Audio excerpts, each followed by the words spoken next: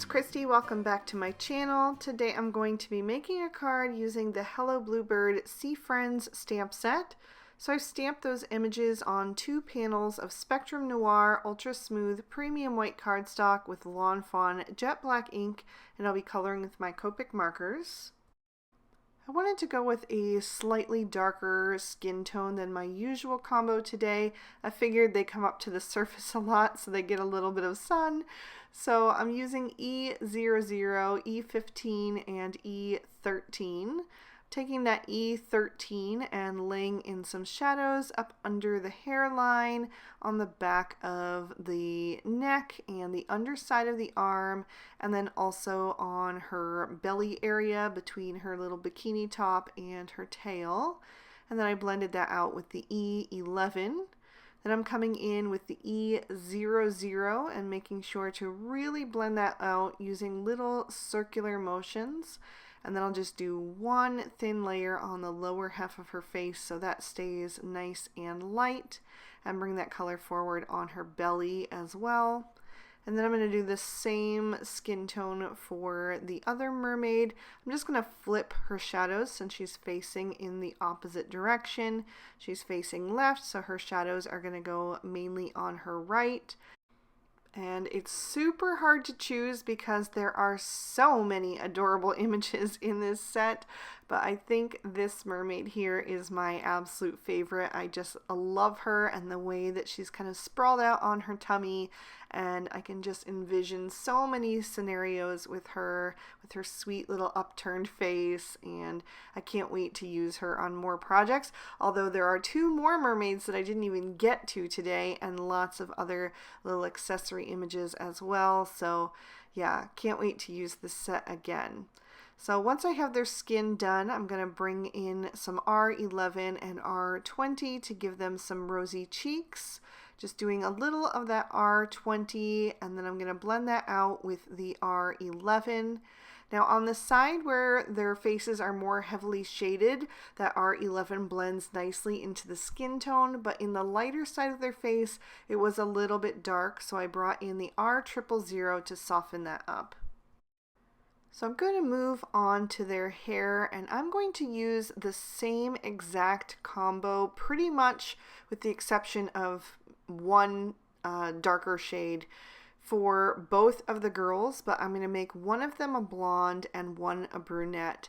So these E50s are some of my favorite combos for hair because they're super versatile. You could go from a super light blonde, almost like a white blonde, to a dark brunette with just these 5, and then also the E59, which I will bring in as well. So if you have the range of 6 E50 markers, the ones that I'm showing, plus the E59, you can do so many different hair tones. So I thought it would be fun to show you that today, so I decided to do the one, a kind of not a super light blonde, but maybe like with a little bit of some brown undertones, and then the other one will be like a light brunette. But you could darken it up or lighten it up with the same exact markers depending on what you want to do. So I started with my lightest shade on the first mermaid, which was the E50, and kind of mapped out where I wanted my darkest colors to go eventually. And then I am going to darken that up with each marker, only up to the E55. I save the darkest shade that I include as kind of one of the last steps to just add a few lowlights in there. So I'm only going up from the E50 to the E51, then the E53, then the E55, and then back down again in the reverse on this initial first layer. And I know that hair takes a long time, but I left the entire coloring process in the video today because I know it's very hard for a lot of people to master. It's taken me a long time to feel more confident with the hair, and I still wouldn't say I've got it down completely. I know I have a ton of room for improvement, but it's definitely gotten way better than when I first started, and I was just so overwhelmed and didn't even know what to do.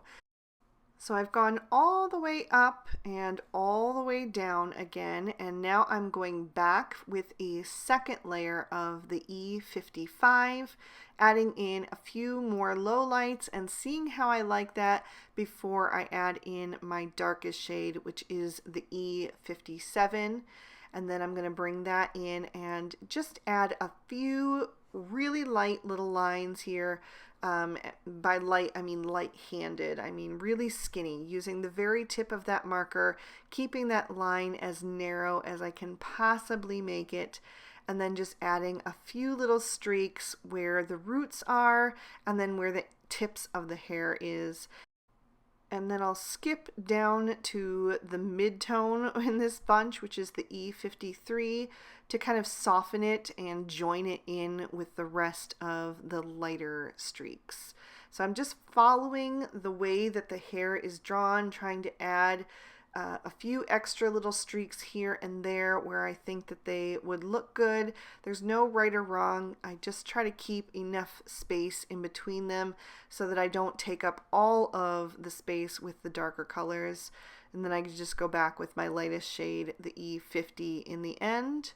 And then if I need to adjust, if I feel like there's too many gaps, I can just go back in again and adjust with a little of that E51 is what I'm using now, and just make sure that things are really nice and seamless and that all of the lines kind of look nice and smooth.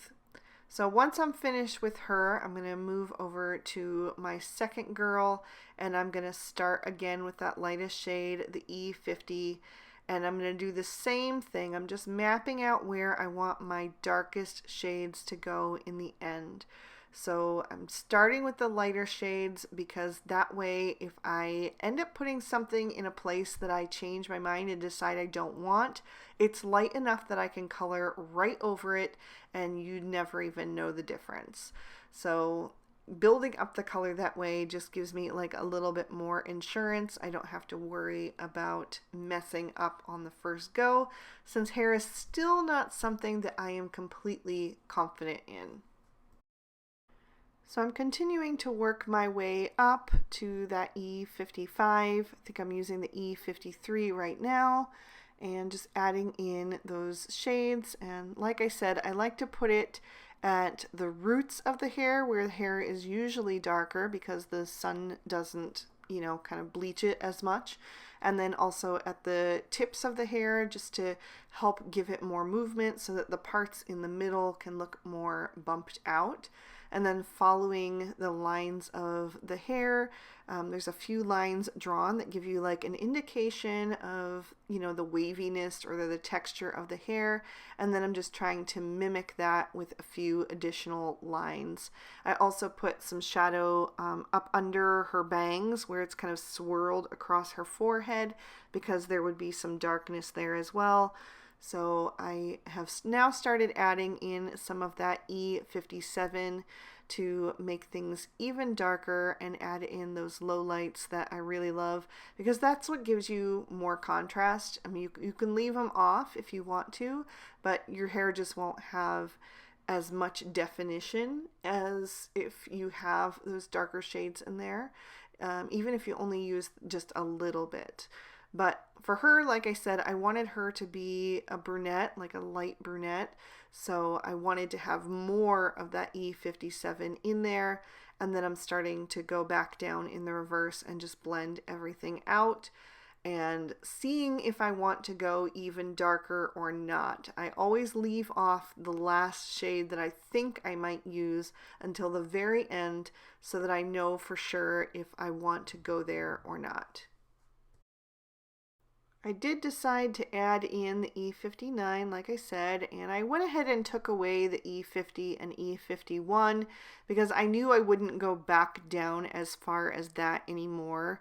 I have enough layers built up with those lighter shades. They served as helping me map out everything, but since I want to go darker with her hair, I've already got those shades in the under layers of the hair, and I don't need them anymore because at this point I'm just adding in these very dark low lights and just being very sparing with them, as I mentioned with the first girl.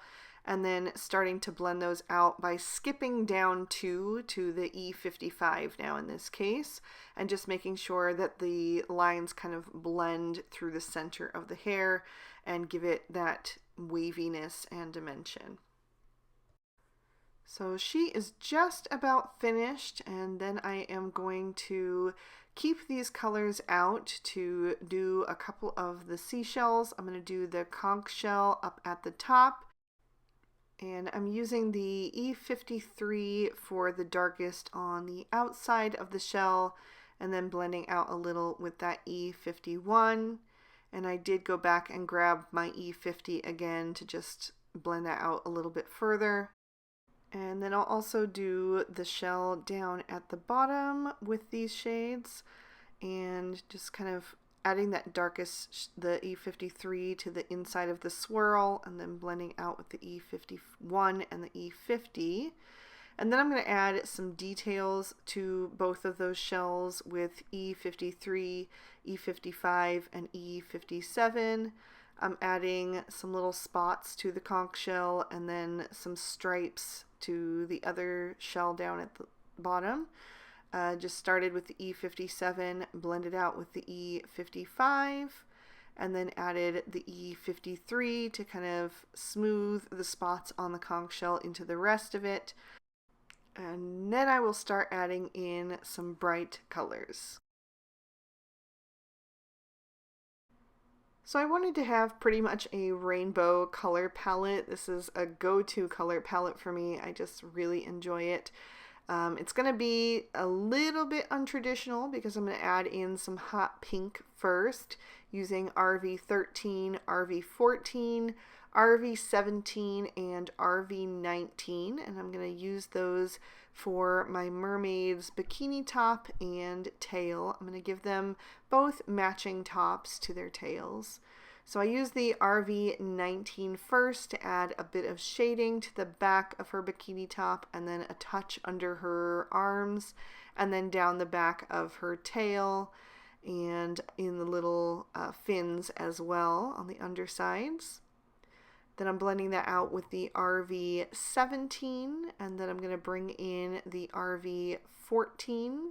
And since these mermaids are fairly large images compared to, a lot of stuff that I typically color, I decided to use the 4 shades because I just wanted a lot of contrast so that you could really see almost like the glimmer of the tail as it, flashes in the water, because it would be like fish scales and it would really catch the light. So I need deep shadows and also nice light highlights.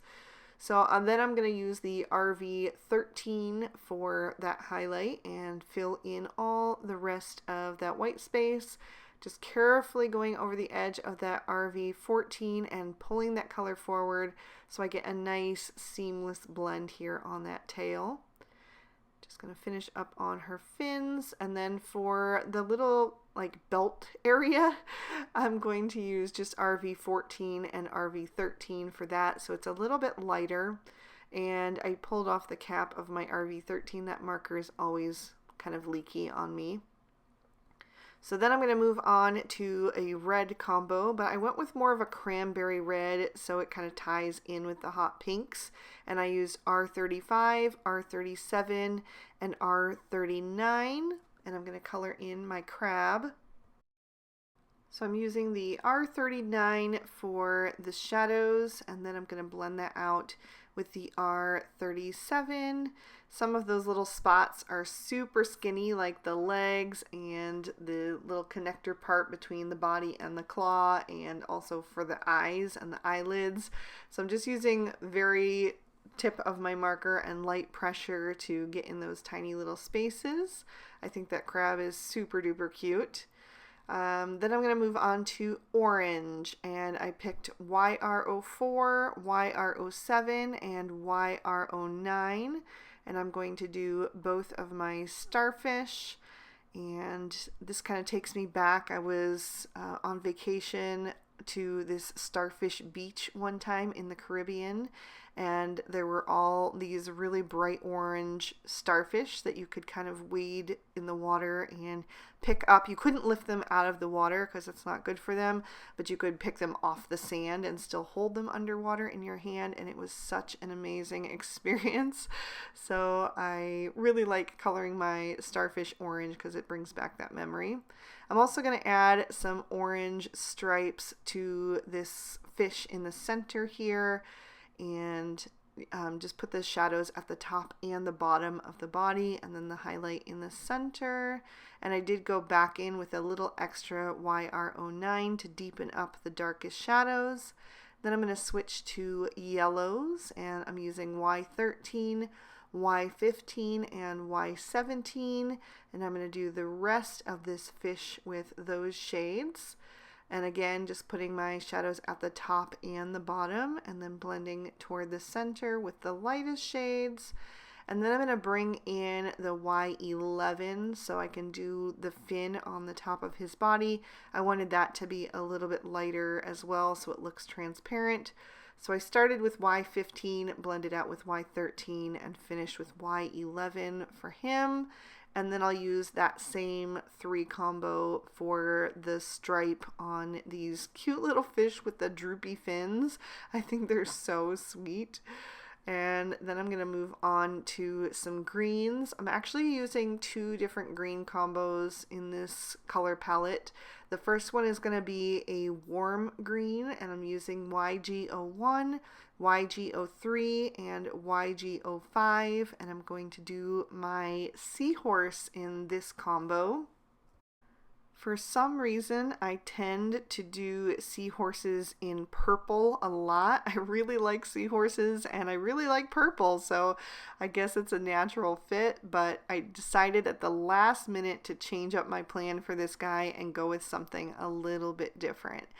I did pull in YG00 to do his fin, and then I'm going to go back and add in the YG05 on every other stripe on his belly, just to give him a little bit of a two-toned look there. And by the way, I am also coloring that second panel of images with the plants and the coral off screen as I'm doing this. I knew it was going to be a really long video anyway, just because there's so many different elements to color and also to build on this card, because it is going to be a slimline card. And so I decided to do the extra images off screen just to save you a bit of time.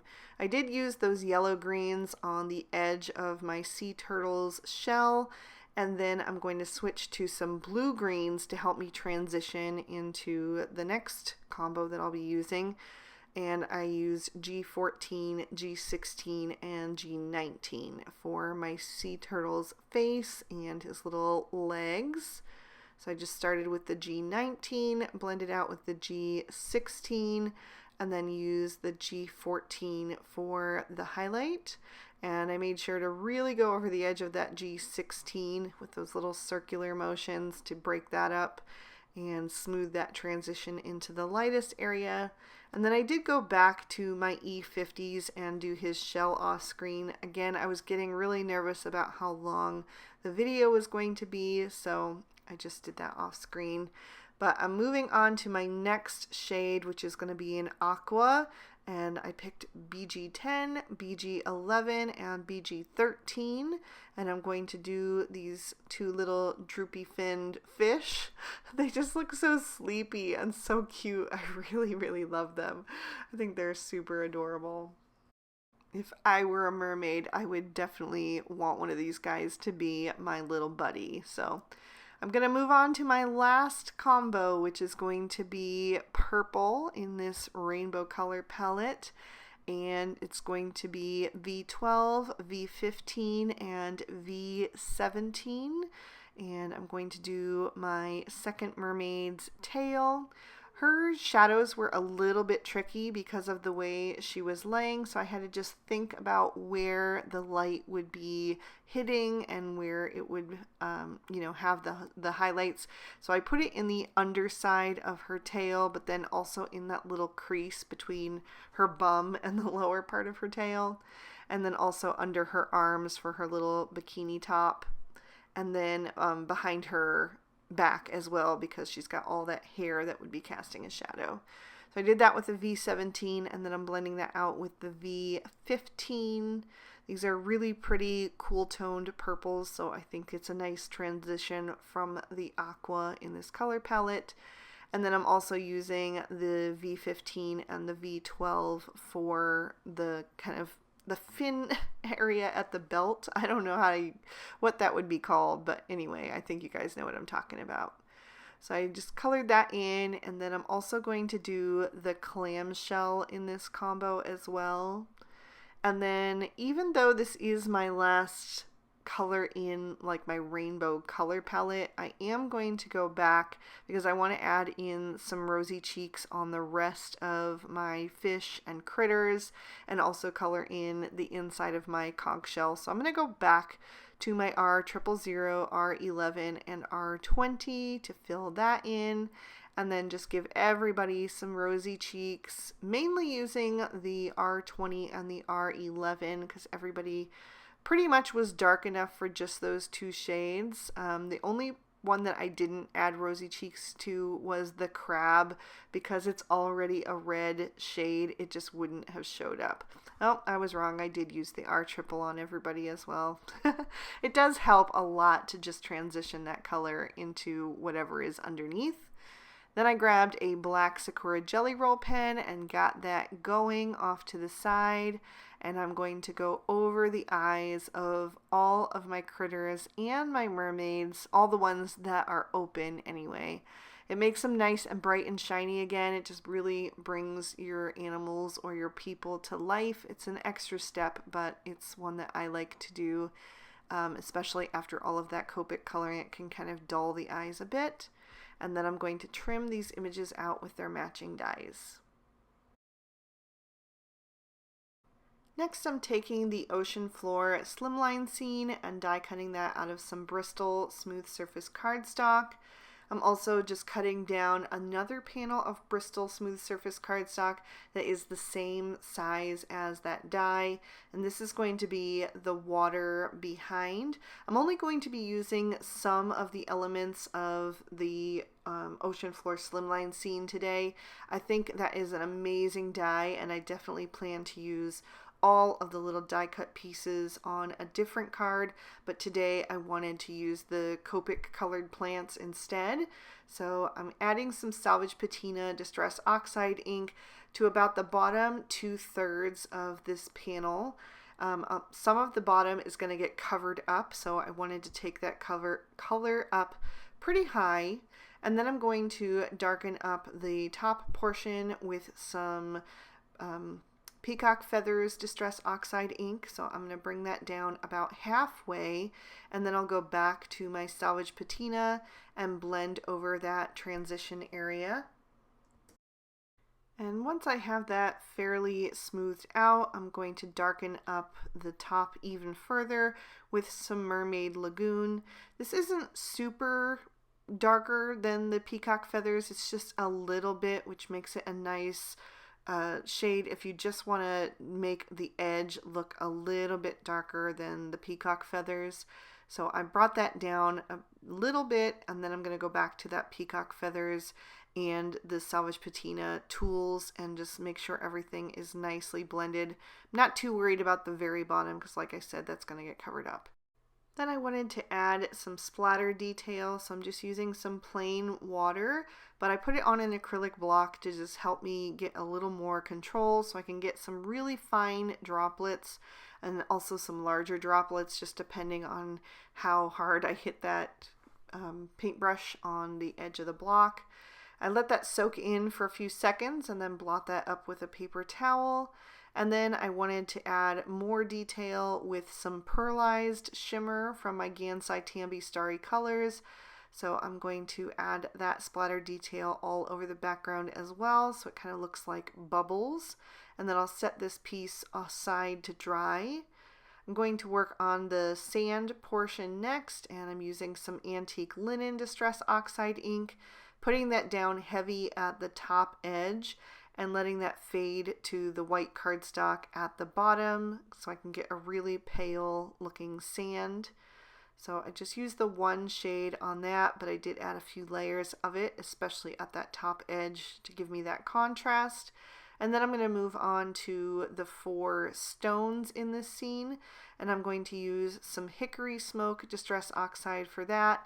Doing the same thing, just adding the color at the top edge and letting it fade to a little tiny bit of white cardstock still showing at the bottom, so I get a nice bit of variation there. Although it wasn't quite stark enough for me, so I am going to grab my black soot ink blending tool. I did not ink this up. I'm just using whatever ink is left on that blending tool from the last time that I used it, and that gave me a little extra definition which I could blend back out with the hickory smoke. For my greeting, I'm going to take one of the sea sentiments, which perfectly coordinate with this Sea Friends stamp set, and also another one in this release that is called Sea Life. So I'm stamping out the word keep swimming with some Lawn Fawn jet black ink. And then I'm going to die cut that with one of the new word bubble dies. And then I have created a Slimline card out of some MFT Moonstone cardstock. So I'm going to pop that in my MISTI, and I'm going to stamp on the inside of my card using some Lawn Fawn Mermaid ink. And I'm doing a narwhal and a little school of fish and a sentiment from the Sea Sentiments again that says, any fin is possible. I love the sentiments in this stamp set. I just think there's so many really great puns in that. So I stamped that down 3 times to make sure it was nice and bold, and now I'm ready to start assembling. I have adhered my background onto my card front, and then I've added some liquid glue to the back of the frame from the ocean floor Slimline scene. So I just get that nice white pop of a border. Then I'm going to take my sand portion and fit that down at the bottom right of the frame. I usually like to keep the die off to the side so that I can kind of use it as a guide to know where everything is supposed to go. And then I'll start fitting in the rocks. So there's 2 that go over on this left side. There's the one down at the bottom, and then there's a taller curved one that just fits in just like a puzzle piece. All of these little parts are really easy to put together. And then there is another rock that's going to go over on the right hand side, and you can kind of know exactly where that goes because it's like a little corner piece. And then this one here is slightly trickier, but it does fit into this little dip in the sand perfectly, so really not hard at all to put together. Then I'm going to bring in my images and start to stage my scene. I'm going to lay out my 2 mermaids first, and I'm not going to adhere them down. I just want to use them as a placeholder so that I can put in some of the background images behind them. So I'm going to take one of these plants and tuck it behind the purple-tailed mermaid over on the right hand side. It's not going to go all the way to the sand, but it's fine because the mermaid's tail is going to cover up where it connects anyway, so it's just going to look like it's, you know, growing up a bit taller. And then I'm going to kind of figure out where I want all the rest of these little plants to go to just kind of frame up the scene a bit more. So there were 3 corals that I colored, one in red, one in the pink, the hot pink, and one in purple. So I'm just making sure to place them kind of like far apart from where the other pops of those colors are. So I did the red one right in the center between the 2 mermaids, and then I'm going to add the purple one over by the hot pink-tailed mermaid, and I'll put the hot pink one over by the purple-tailed mermaid, just so it pulls your eye around the scene and kind of, you know, adds those little elements that are going to draw your eye here and there. So once I have my plants and corals situated, I can adhere my mermaids down, just adding some more liquid glue to the back of them. And there are a couple little scratch marks on the background here. I think that must have happened when I was smoothing out the panel, that my ring must have scratched them somehow. I don't know. I've never had that happen to a card before, but somehow it did on this one. But it'll mainly be covered up, and hopefully it kind of looks like the current of the water, the way that it's kind of going side to side like that. But anyway, yeah, there was nothing I could do about it at this point, so I just decided to continue on with the card. And you know, it is handmade anyway, so it's not a huge deal. I added my little sea turtle, so he was right down in front of the purple-tailed mermaid, and then the seahorse is going to be in front of the pink-tailed mermaid, so they each have a little buddy to be interacting with. And then I'm going to add my crab down between the mermaid and the coral. I'm going to do my starfish over on the left side of the card. So I have those nice pops of orange over there. I'm going to go ahead and put both of them so that they're kind of suckered onto the rocks over there. And then I'll put my orange and yellow striped fish over at the top left, just overlapping those little plants that are growing out of the rock over there or behind the rock. I'll put the little clam shell between the crab and that red coral to kind of break up that color a bit. And then I have another little shell between the crab and the pink mermaid. I'll put the conch shell over on the far right hand side, and then I have those two little droopy fish over on the right hand side. They're kind of swimming toward each other. I think a card with mermaids definitely calls for some sparkle, so I'm going to grab my favorite Stardust Stickles and pretty much go nuts with it. I'm going to add it to my fish and my starfish, definitely to my mermaids. I'm going to put it on the edge of the sea turtle's shell. I'm going to put it on the fins of my seahorse, put it in the conch shell. I like to put the stickles like in the darkest shadows of things because I feel like it really stands out against that darker color. So that's where I put it on the mermaids' little tops and tails. And then also on the clamshell. So not on every image, but enough of them here and there that you're definitely going to catch that sparkle. So I am going to lift this card up to the camera so you can see all of the detail and tip it into the light so you can catch all of that sparkle and shimmer. And I'll give you another peek at the inside as well. If you're watching this the day that it goes live, this is a preview for the August 11th release, which is tonight at 7 p.m. Mountain Time, which is 9 p.m. Eastern Standard Time where I am. So definitely get your shopping list ready. I will also have an overview of the entire release on my channel, so definitely check that out. If you're excited to shop, you can make your list, check it twice, and be ready for tonight. If you enjoyed this video, please be sure to hit that like button and subscribe. And thank you so much for watching. I hope you all have an absolutely amazing day. Bye-bye.